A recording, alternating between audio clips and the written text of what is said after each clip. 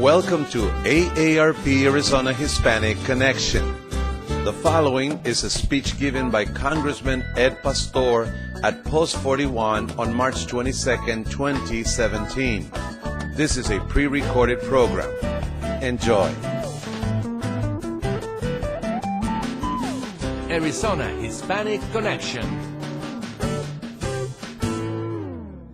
Good afternoon, buenas tardes, bienvenidos, welcome everybody. My name is Daniel Martinez. I will be the MC of this wonderful event here at Post 41. I've been drafted to do this. I'm the state president of AARP, a volunteer position. Good morning, everyone. Good morning, Congressman Pastor, members of AARP, members of LULAC, and friends. I'm George Kiwi's commander, Peter S. Sosa Ray Martinez, American Legion, Post 41. We'd like to welcome you here to Post 41 for your lunch and enjoyment. Excuse our little mess as our Ronda room is currently going under construction. So if there's anything I can do to make you more comfortable, please do not hesitate to contact me. Enjoy your lunch and thank you. Thank you. Commander Kiwis. I'd like to call on Julia Lobato to come and introduce our speaker for today. Julia? Buenas tardes. I hope you're all enjoying or have enjoyed your lunch. Today I'm very honored to introduce Congressman Ed Pastor. You know, when we talk about getting up and introducing someone, we often say to ourselves, just speak from the heart. But today it's not about speaking from the heart. Today it is speaking about heart. Congressman Pastor's heart. I know that in this room, every one of us has been touched in one way or another by his good deeds, whether as a student, as a constituent, as a friend. As a veteran, everyone here has been touched by him. Most of you already know his trajectory from a minor son in Claypool, Arizona, to the halls of Congress. But in between, he was a teacher. He worked at the Guadalupe organization. He became an attorney and fought for civil rights for all of us in the administration of Governor Raul Castro. He was on the Maricopa County Board of Supervisors, and he was elected to Congress. But I'm going to tell you a little secret about the congressman. Do you know why Teacher Pastor went into politics? The reason is he thought it would be less dangerous than being a high school chemistry teacher. And let me tell you, he was actually right. You see, 51 years ago, my friend Leslie and I nearly blew up North High's brand new chemistry lab. And guess who our teacher was at the time? Which were the chemicals you said we weren't supposed to mix? Many years later, I was fortunate to cover the congressman as a reporter and a columnist for the Arizona Republic. So again, I got to see him in action. But I wanted to know a little bit more about him as a congressman. So I reached out to his press secretary of 21 years, Maura Saavedra. I had worked with her at the Republic as well. Maura, I said, you know, I get to introduce the congressman, and I'd love to have some anecdotes. I want something funny, I want something serious. And she said, of course, she was more than happy to oblige. Well, kind of. I said, Maura, you've got to give me a really funny story. What can you tell me about the congressman? Something really funny. Maura, are you still on the line? Maura, she says, I can't think of any. 21 years with the congressman, and she couldn't think of a single funny thing. I said, Maura, that's the anecdote. But truly, the poignant stories that she told me are what touched my heart. She told me about that Christmas Eve when he got a call that a young man was about to be deported. She said when everyone else was baking cookies, decorating for Christmas, having their big Christmas Eve dinner, the congressman was on the phone with White House aides stopping a deportation. And he'd come home every weekend. He'd come home on Friday and leave on Monday very early. And every Monday morning, before he'd hop on the plane, he'd stop by his office. And when the staff would get to the office, what would they find? On their desks, they would find napkins, pieces of paper with names, phone numbers, and notes saying, please help Mrs. Lopez find a citizenship class. Please help find a U.S. flag for a school event. And as soon as he landed in D.C., and I've made that flight many times and you're tired, he would be on the phone calling his staff and say, are you working on those requests? So whatever it was, big or small, he wanted to be sure that those who needed help received it. He ingrained that spirit of giving and of community service in all of his staff members. He did so much for so many, Maura told me, but he was so humble. She said he wasn't one to pat himself on the back or beat his chest.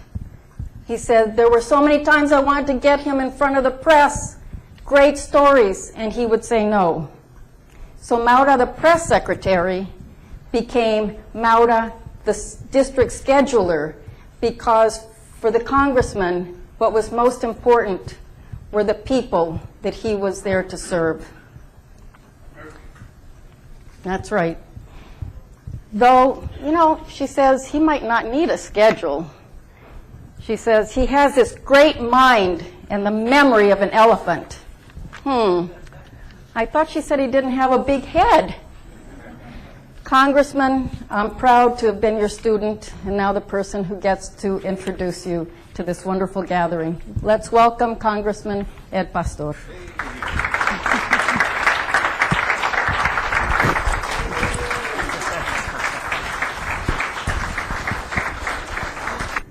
Buenas tardes. I have to tell you that Julie Bencomo, many of you who are in education or were active in the community would know Julieta Bencomo.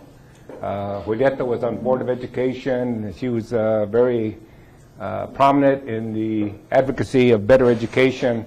And her husband, Joe, had a bike shop here in South Phoenix on South Central. And I learned advocacy, and I also learned being involved in community responsibility from her mom and dad. So I want to thank them, and thank you, Julie, for not blowing the lab up and allowing me to be here today. First of all, I want to thank all of you because I feel like I'm at home. I know I'm at home. All of you, some way or the other, I've had the opportunity to be with and socialize with and work with, and so thank you for coming out.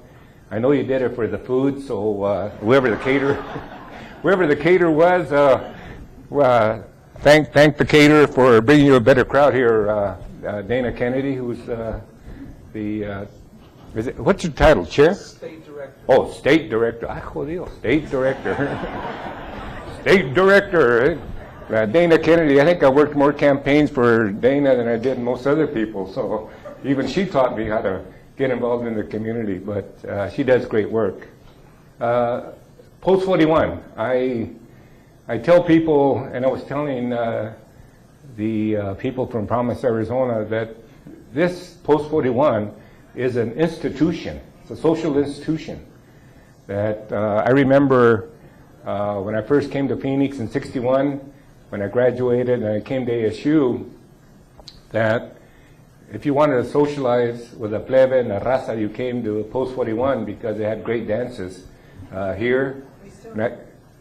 And Ed Alvarez reminds me, Avila, Elsa Avila, tells me she's still dancing here. So, right, Elsa? They still do. But Post 41 is where you came and listened to Chapito Chavarria, and Pete Pugarin, and Pete Garcia Los Brillantes, and all these, Ray Camacho once in a while, I guess.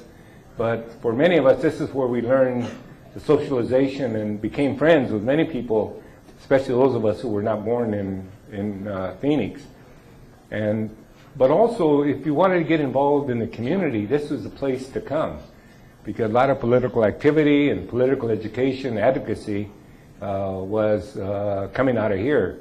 Pipa Fuentes, Pipas, and Tony Sosa, and all, Tony Valenzuela. I mean, you could go through the whole litany of people who were very involved in the Legion, and for those of us who wanted to be involved in the political scene or the advocacy, we developed, and basically many of us got our start from this institution. So I'm very happy that AARP decided to come to Post 41, and because this is one of the institutions that, como Raza, this is where, Raza, we got started, many of us got started, and many of you are still very active in it, and thank you for being active in LULAC and Post 41.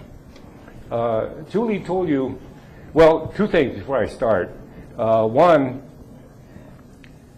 AARP is going to have a number of these series, and don't judge them by me, because I'm the guinea pig. I'm the guinea pig, so future ones may be a hell of a lot better than this one. So please continue the membership and continue to be in touch with AARP. And I said I would be happy to do this because I wanted to come and share my thoughts. Secondly, I can't remember who made a comment, says Eddie, and they were from Miami. When they say Eddie, I think it was Larry Rascon who sent back there, says Eddie doesn't look too good. And he's right. I've developed a cataract in this right eye, and I'm going to get surgery Monday, so I'm not looking too good. But but that's going to be solved pretty soon.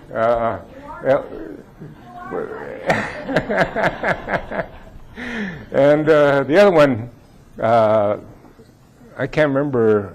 It might have been Elsa Avila said. Ed looked like he's walking funny. He looked like he's walking on high heels. The answer is yes. I learned that I had high arches, so now they put an insert. So now if you see me kind of feel like I'm on high heels, and that is the problem I had. 23 years of wearing high heels back in D.C. got me in trouble. So, but anyway, like you, we get. I'll be 75. This year, and I'm very happy that I'm still alive and happy to be with you and enjoy. But in those years, and as I look at the papers and I look at the obituaries and say, wow, pobre, and read about different people, I kind of reflected a little bit and said, Ed, what the hell happened to you growing up in a mining town in Miami, Arizona, Globe, Miami, Claypool, and Bob Reveles, who's here, had that same experience. And I go back and I say, well, maybe I had some factors that occurred with me early in my life.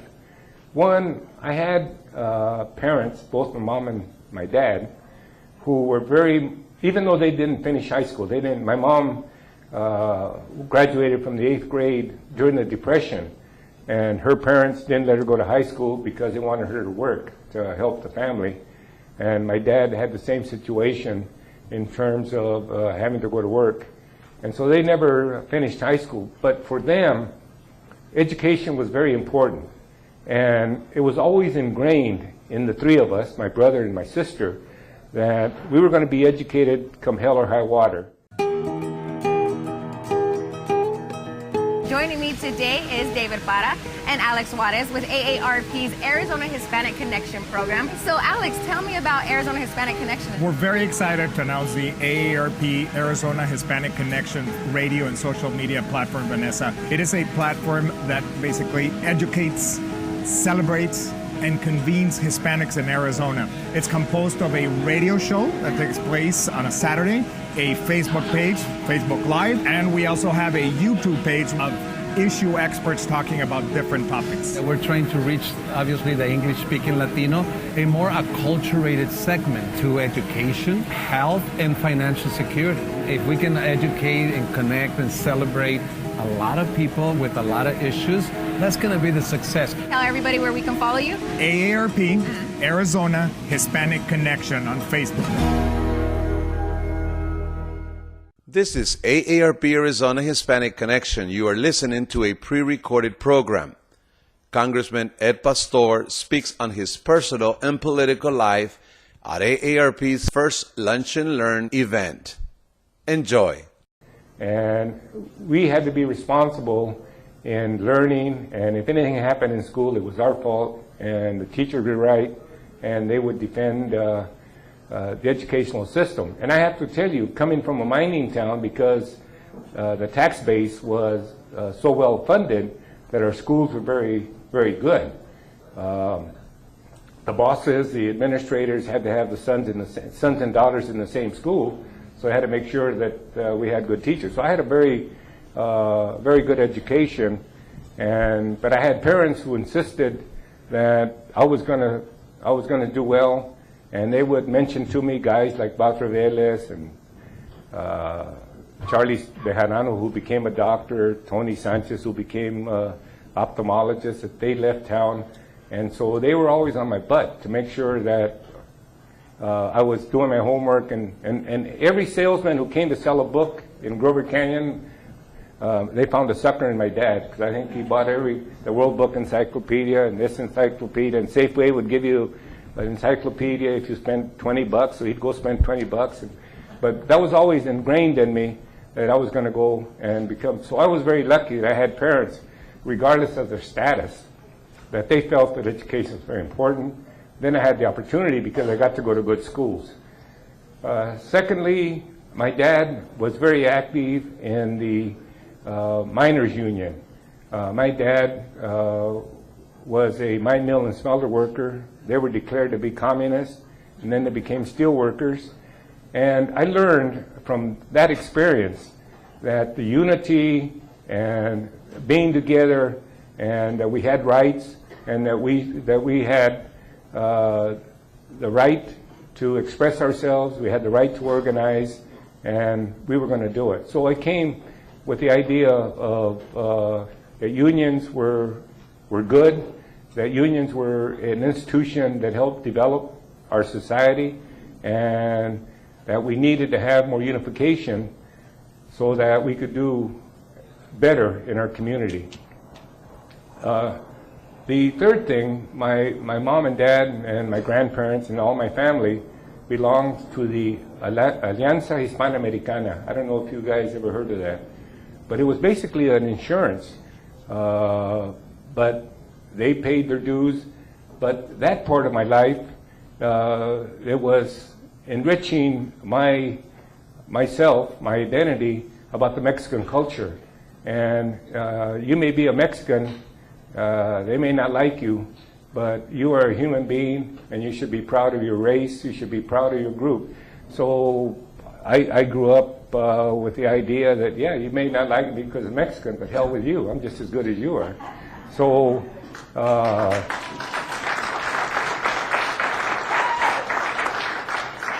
the other factor was that my mom and dad, even though they weren't real Catholics, practicing Catholics, they wanted to make sure that I went to catechism, and I went and did the religious thing, and I learned, and so I still don't go to confession as much as I should, but you know, but we're working on it. So as I look back, those were probably some of the factors as I was growing up, and when I left Miami, other people came into my life. Many of you asked about Verma. Verma and I have been together as a couple for, this is our 53rd year.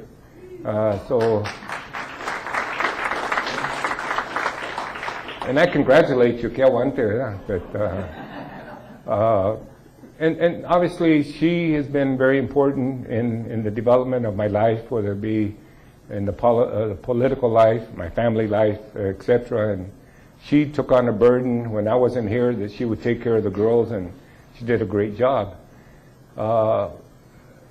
Another guy, Lauro Garcia. Lauro Garcia was out in Guadalupe, and when I was teaching at North High, during the day, at night, I was going to Guadalupe to teach adults. They had a program out there to teach adults and teach them how to read and write English.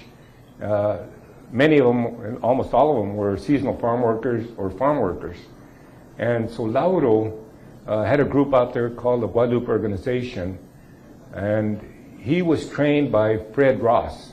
And Fred Ross was the same guy who trained Cesar Chavez in California. They came from the Sololinsky School, the foundation, about organizing. And so for me, being in Guadalupe at night became a real experience. That's when I had the opportunity to meet Cesar Chavez early in the 60s, because he formed a group, an organizing group out in Guadalupe. And one of the things I learned about organizing and the whole idea was that you develop an organization, or you organize a group of people dependent on their self-interest. And I'll give you an example. In Guadalupe, the post office was in the grocery store, con el chino. So all the mail went to the grocery store. And when it came time to, the checks were coming in, whether it be Social Security or different checks, he knew when they came. And so what he basically do, when Senora Gonzalez went for her check, he'd say, well, here's your check, I'll cash it, but I got to take some money out to pay the groceries and all that. And that was very humiliating. So we organized in Guadalupe and brought the people out with the idea of moving the post office and forming bringing the post office to a building so they didn't have to worry about El Chino. And so that happened, and the organization grew in membership. The other example I'll give you, I was running for county supervisor. Joe Eddy, who was the first Hispanic supervisor in Maricopa County, and who led some great campaigns. He formed Chicanos por la Causa, one of the founders of Chicanos por la Causa, decided to run for Congress. So I decided that would be a position that I would run for. I remember I was going to Buckeye, and the guy that was taking me, Jack Sharber, was a cotton farmer. And he said, we're in a big-ass Cadillac going to Buckeye, and he says, Ed, they're not going to like you. They know that you were involved with Cesar Chavez. They know you're a Democrat, and they don't like you, but you got to go out there because of your constituents. So I said, okay, we'll do it. So on the way down there, he says, you know what, but in November, December, the county is very important. I said, why? He said, well, that's when they take their cotton out. And the county grades the section roads. And if those section roads aren't graded, then they can't get the cotton out. If they can't get the cotton out, then they're not going to make any money. Oh, okay. So I went down to Buckeye, and sure as hell, here I was at a place called the Mill Iron, owned by one of the cotton guys. And yeah, they got on my butt. Bad, this, that, and the other. Que tal y tal, y que this, that, and the other. So I didn't say much and say, okay. So finally, I said, well, I'll tell you one thing. If you give me a call whenever you want to get your cotton out, I'll pave, or not pave, I'll grade your section road. They all looked at me, I looked at them, they said, what the hell's the argument? Let's go. Again, you organize, and you're able to win over a group of people who probably in the beginning didn't agree with you, but if you find out what their self-interest is, what they're interested in, then you begin to have a dialogue, and then they begin to try to develop a relationship. And that relationship with the cotton farmers still goes today. And And so that was my experience in learning, in organizing and advocacy, that when you know what somebody's interest is, you can use that interest to further your own motion or your own advocacy. You can use it because you know what they're interested in and doing that. And I have to tell you that in South Phoenix, I got involved in my first campaign. I'll tell you my first campaign. I was still a teacher at North High, and there was a group called the Arizona Coordinating Council for Political Action. I met my first Mexican Republican, Pita Beitia. And Pita Beitia with Jean Marin, Gus Gutierrez, Rosie Gutierrez, had formed this group to do political action. And for a long time, the city of Phoenix was run by charter government. The businessmen would get together under charter government, and they would decide a slate, who was going to be in the council. So over at Pete's house out in West Phoenix, we started talking about, well, we never had a chance to run our own candidates. That it was almost a no-no in Phoenix if you had somebody running a campaign against charter. So anyway, we took and thought about it, and we looked around and we saw Rita Cheveste, and that was Pita Beitia's daughter. And we said, well, Rita, you're a nurse, you're educated, you'll make a great candidate. And she kind of looked at us like, you guys are crazy. Nope, we're gonna, her dad said, we're gonna run a campaign. And so my first campaign was for Rita Echeveste, and we ran it for city council. And obviously we didn't win, but many of us learned the experiences of campaigning and doing advocacy. And I'm very happy that she's here. Rita, where are you? You're back there. Oh, here she is. Come on, Rita, stand up.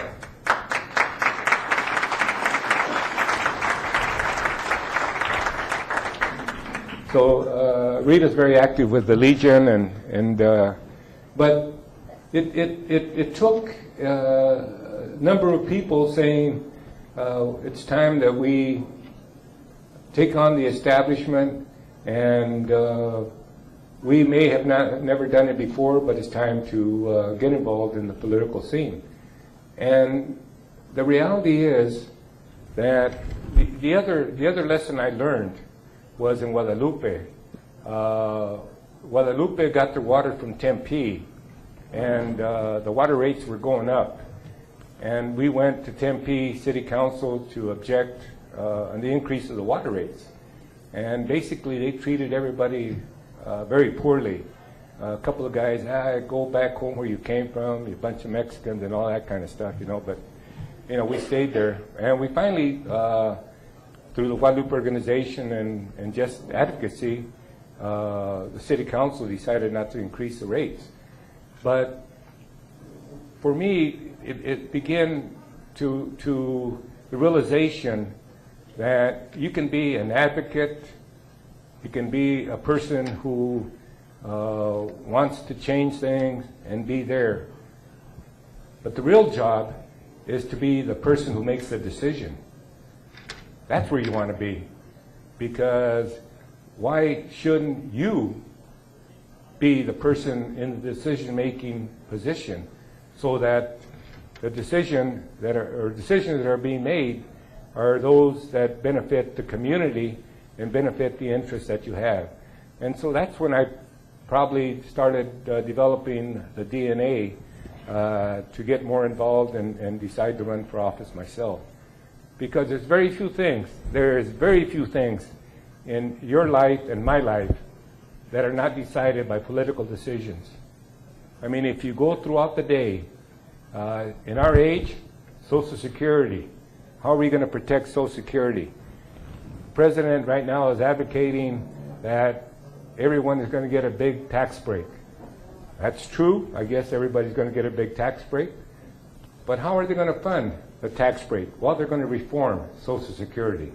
Well, at my age, Social Security is kind of important. And so that affects me. So it's in my self-interest that I start going out and working for people that are going to be the decision makers that are going to have the same interest I have in Social Security.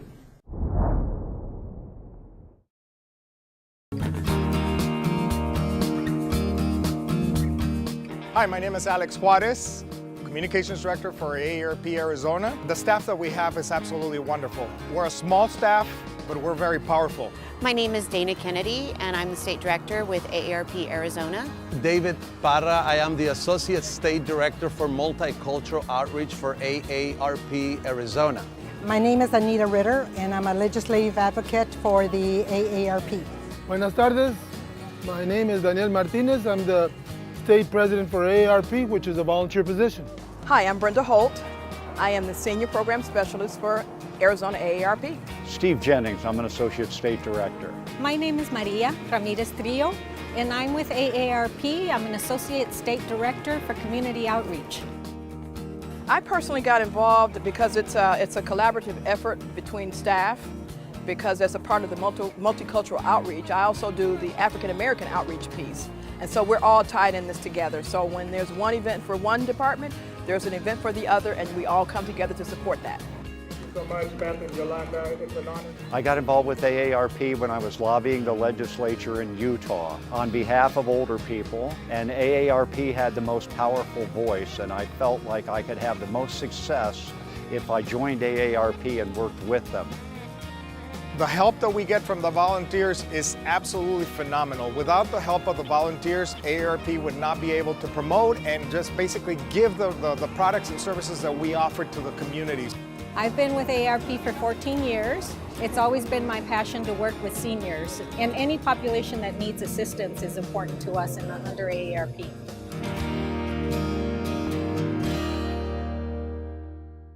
This is AARP Arizona Hispanic Connection. You are listening to a pre-recorded program. Congressman Ed Pastor speaks on his personal and political life at AARP's first Lunch and Learn event. Enjoy. Medicare. I always talked as a politician how important Medicare was, but now, as a recipient of Medicare, I can tell you it's very important, because with this surgery and other things that's happened to me, I get my statement from CMS, you owe 000. So for me now, Medicare is not something I talk about because I'm not involved in. Now I talk about Medicare because I'm part of the deal. I'm part of the system. And so now I've become an advocate to work for, to contribute to, and to do things that I get a person in the office that is responsible for that decision, that is an advocate for me and wants to protect the things I want. This summer, I got involved with SOS, Save Our Schools. They came to me and we talked about the voucher system and the expansion of vouchers. And it was hot this summer, but we got involved in getting signatures. And now that's going to be on the ballot.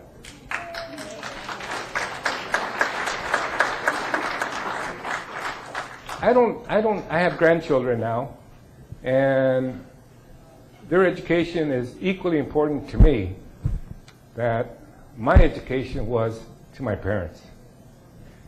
And I told you that I attended elementary school and high school that were well funded, and we had teachers that knew the subject matter and had teachers who had responsibility to teach us. My grandchildren and your grandchildren deserve the same education. And so, and I know you're seeing all these commercials, how good the system is. When our teachers are calling in sick and protesting, not protesting, but advocating for a better wage, when we in Arizona pay the teachers the least, if you compare them to teachers throughout our nation. At one time, Arizona had the best education system. But what are we doing here with the state legislature? other than sexual harassing a lot of people, we're now giving, even the corporations themselves are saying, we don't need any more breaks. We have enough breaks. So we cut back on our education, whether it be the community college, whether it be the university, but more K to 12, that we cut back in the education. Those are our grandchildren. And so what we need to do is continue to be advocates for them. As much as we love our grandchildren, we need to be out there to make sure that our interest, their benefit, is protected. And so this summer you're going to have the proposition, and I'm sure that the legislature is going to come out with another gimmick. So this summer we got to make sure that we're out there and protecting the education of our children. So advocacy can be the minimum that you educate yourself, you're registered to vote, and you do vote, and you encourage other people to vote. Advocacy can be carrying a petition for a candidate that you think is going to be protecting your interests. Advocacy is sending a donation to a candidate that you feel represents your interests. And a lot of people, they say, well, I can only send $10. But my attitude was, through my whole life, in my political life, that if you send me $10, you were very important, because that was $10 I didn't have. And it adds up. And I got to tell you, an advocacy is being a candidate yourself, or having people that are very much like you to become candidates. So we can be involved in whatever manner we want to be involved. But we have to be involved because we have many programs that we benefit from. We have many programs that our kids may never benefit from. And so we have to ensure that the future generations, our kids, our grandkids, have a better future. So we've done the best we can, but we can do more. And we've got to make sure we're out there being their advocates. I'll tell you I'll tell you two stories. One, in Guadalupe, when I was running for Congress, Socorro Bernasconi came over to the headquarters, and she had a yellow pad. And she said, Ed, I know that donations are very important, and we collected, after church, we collected a few dollars out in Guadalupe. And I said, okay. So she said, I brought the list of everybody who donated. I got the list. Senora Garcia, 50 cents. Tomas Acosta, $1. And for me, that 50 cents was equally as important to that person as the guy who gave me a $1,000 check. And they deserved the representation that we could provide for them. And so it may be what you think is minimal, but it's important because it helps people that you want to see in office, people you want to be the decision makers, to be able to protect your interest.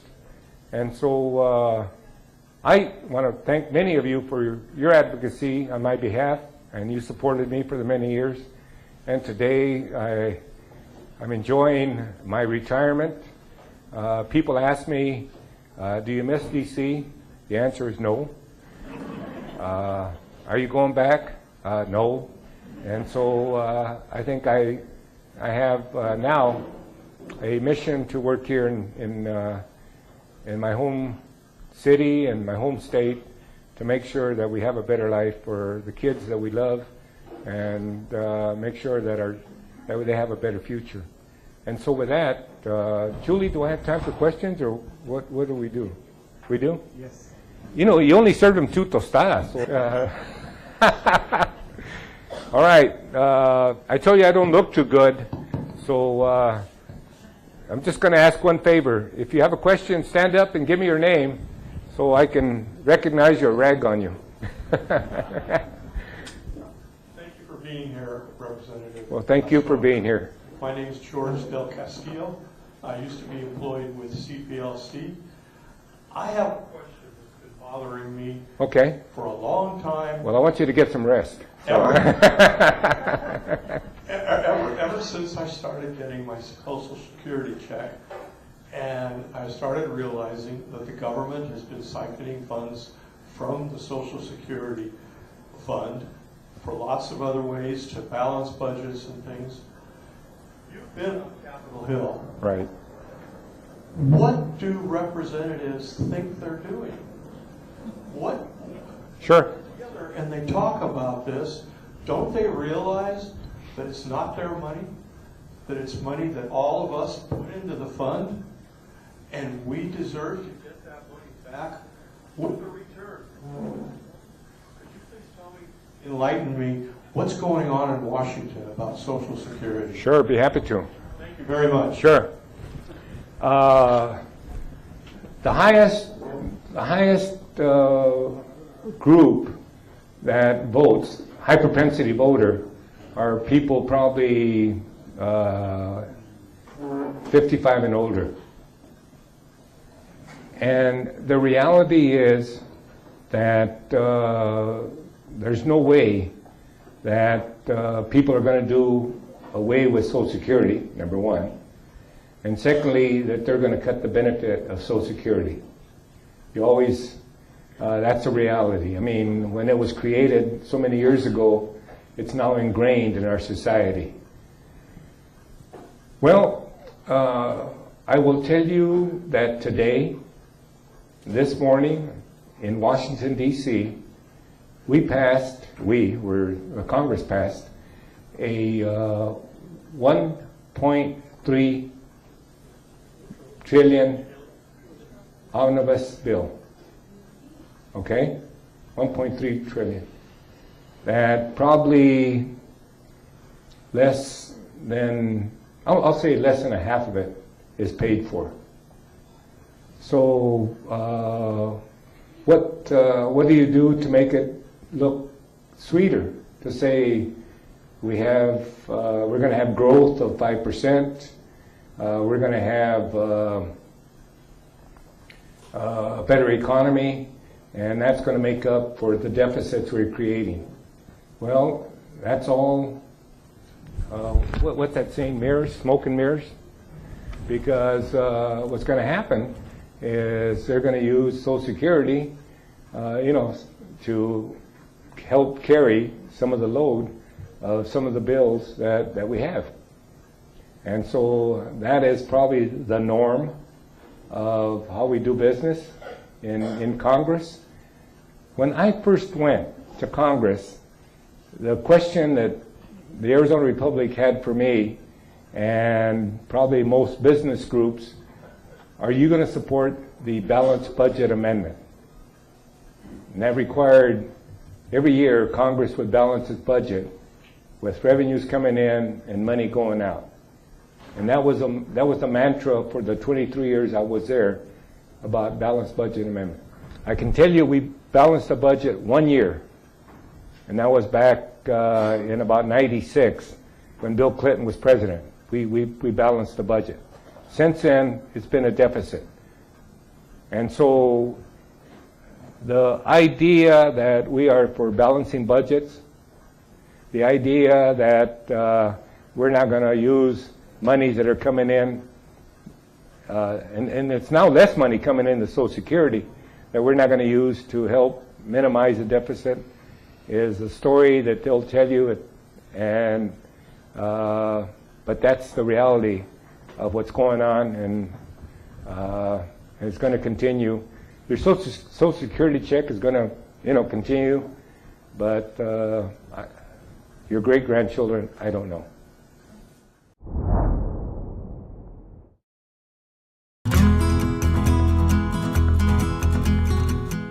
Well, we're located in Phoenix, Arizona, right on 7th Street, a very busy street here between Portland and Roosevelt, and the site of our beautiful mural that we're launching today, that we're basically unveiling. Hello, my name is David Murrieta. I'm a mural painter, I came up with this idea back in January because I know that in San Antonio there's an AARP mural in downtown San Antonio. I said maybe in Phoenix we could put something in here. We brainstormed some ideas and then we came up with a design and research about the history of Arizona and the Latinos and Hispanics, and here's what we have now. It is a new platform that is called AARP Arizona Hispanic Connection. It has a Facebook page, a radio program. So the mural today is part of the bigger picture effort, again, to educate, to celebrate, and to connect Hispanics. We want to make sure that everybody in the community sees the great accomplishments of Latinos in the state of Arizona. We're celebrating the diversity of our organization and the strength of our great state and our great country and the diversity of its peoples. I believe that it's going to bring further awareness to the contributions that the Hispanic Latino community has made. And I think the traffic that's going to come this way, they're going to see it. I think they're going to be interested. I think they'll stop by and start taking photos of it. I think we all have an appetite right now for unity, and what better time and place in showing our future leaders and our past leaders. I just love that we're really going out to the community and engaging them and connecting them and inspiring them to be part of the community at large. We're building a lot of momentum the community is picking up on, and they like the concept of education, celebration, and connecting the community.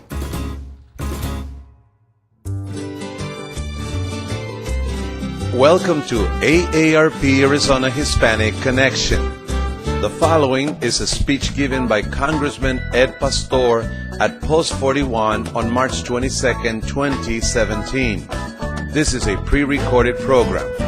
Enjoy. Arizona Hispanic Connection.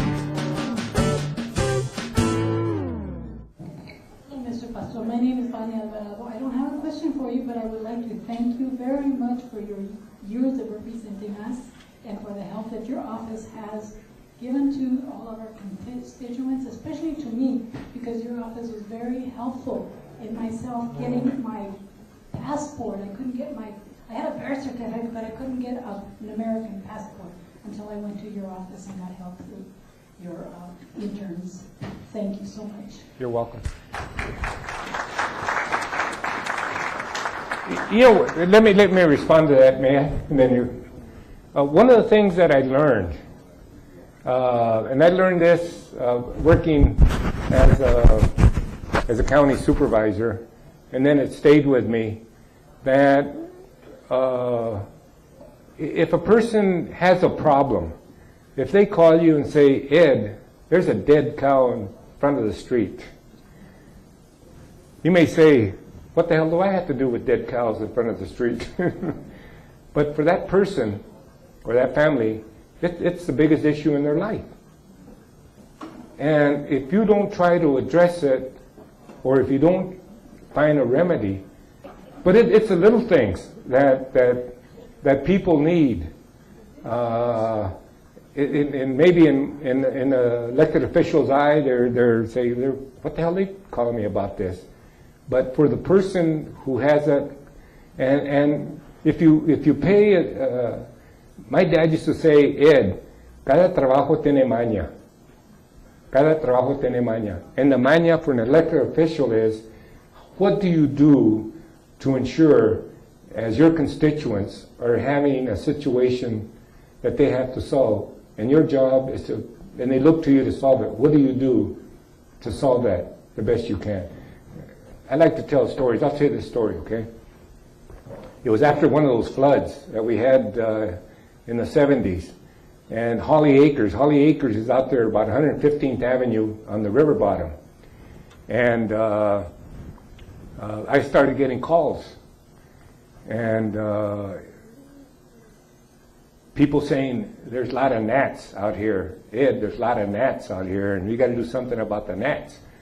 So I said, okay. So I called the Maricopa Health Department, which is under our jurisdiction, and I said, what can we do to spray? He says, well, the response they gave me, he said, ours is a vector, meaning mosquitoes or something, that can cause a disease. And I said, okay. I said, what if I ask you to take a truck, fill it with water, and just go out there and have them see you watering with your truck? I said, well, we can probably do that because we're not using, any chemicals. I said, all right, why don't you take a couple of trucks and go down to Holly Acres and spray, or have the trucks spraying something so people can see it. Well, I don't know what the hell happened, but the gnats went away. But people were very happy that the trucks were out there and dealt with their problem. But again, you have to kind of think out of the box sometimes just to get stuff done. But you're right. I mean, it's just if you want to be you as an elected official, as a person who's appointed or a person who has responsibility, if your constituent calls, no matter how big or how small the problem is, you got to try to solve it. Okay, Bob Reveles, how are you? You know what? I'm going to tell you, I worked on his congressional campaign when in 1980? 1972. 1972, when Bob decided to run for Congress, and we ran a campaign, but we weren't successful. So he may have been the first Hispanic congressman in Arizona. Thank you very much. Thank you, Mr. Parra, for having AARP sponsor this event. It's been very informative. It's been very uplifting. Before I close, I'm going to tell you a story about this place, okay? It was probably in the late 60s, and I got a call from Luis Valdez. And I met Luis Valdez when he came to Guadalupe a number of times. Luis Valdez is the guy that produced Zoot Suit. You remember Zoot Suit? Yeah. Well, Luis Valdez started with El Teatro Campesino. And it was a plays. There were 4 plays that Cesar Chavez used to organize. So a lot of times people didn't want to hear a speaker or be bored by people talking. So what they had the Teatro Campesino. And so they were coming into town here, and I came to talk to Pipas and Tony Sosa. And I said, it's Sunday afternoon, and Papa, we'd like to use the hall, and it's a Teatro Campesino. And so they asked me, what the hell is a Teatro Campesino? Well, it's a farm worker. We're going to talk about La Uva and this, that, and the other. And so we said, okay, but it's Sunday, so it's going to be the following our dance. So if you guys want to clean up, you can use the hall. So we came in here, and we had to pick up and clean up and mop and all that good stuff. And they had the stage here. So we had Luis Valdez and the Teatro Campesino, and then we had a good crowd.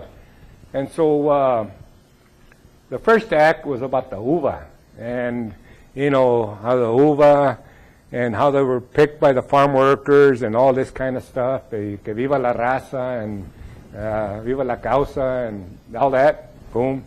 Then they had one on Joaquin Murrieta. They had a deal with Joaquin. And the third one, and I didn't, this caught me by surprise. It was an anti-war. At that time, Vietnam was big, and La Muerte. And they had a calavera, a skeleton, going around picking up La Raza to go to war and all. So it was very anti-war. And in the play, the last play, they played the taps and stuff like that. So out of the bar, a bunch of guys started coming out. And these guys were veterans. I mean, they were not happy that this was going on. And they basically wanted to know why in the hell we were here and why this was happening. And to his credit, Pipas, who at that time came out of the bar with him, he said, look, this hall represents what we sacrificed for. This represents what we sacrificed for. That our Constitution allows us the freedom of expression. And he said, and I okayed for them to be here. And if you don't want to see it, if you don't want to, you guys go back, let them finish. But that was this hall. That's the way it was. You would bring in socialization, and so I'm very thankful to the veterans of Post 41, to the women of Post 41. They have a women's auxiliary, and I want to thank LULAC. Continue the fight. Promise Arizona. Continue to working for our DACA and our undocumented kids. And thank you very much for being a friend, and I hope you enjoyed it. Pasen buenas tardes.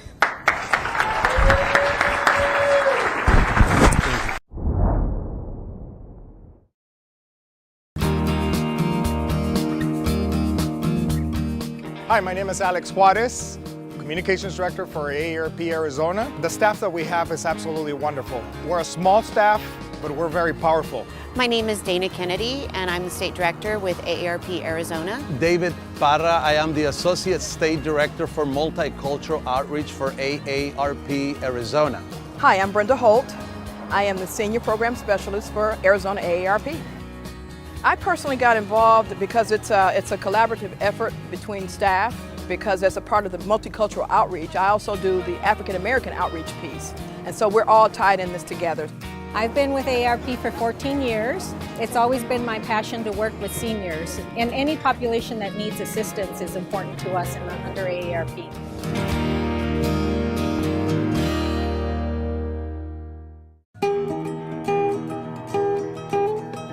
Joining me today is David Parra and Alex Juarez with AARP's Arizona Hispanic Connection program. So Alex, tell me about Arizona Hispanic Connection. We're very excited to announce the AARP Arizona Hispanic Connection radio and social media platform, Vanessa. It is a platform that basically educates, celebrates, and convenes Hispanics in Arizona. It's composed of a radio show that takes place on a Saturday, a Facebook page, Facebook Live, and we also have a YouTube page of issue experts talking about different topics. We're trying to reach, obviously, the English-speaking Latino, a more acculturated segment to education, health, and financial security. If we can educate and connect and celebrate a lot of people with a lot of issues, that's going to be the success. Tell everybody where we can follow you. AARP, Arizona Hispanic Connection on Facebook.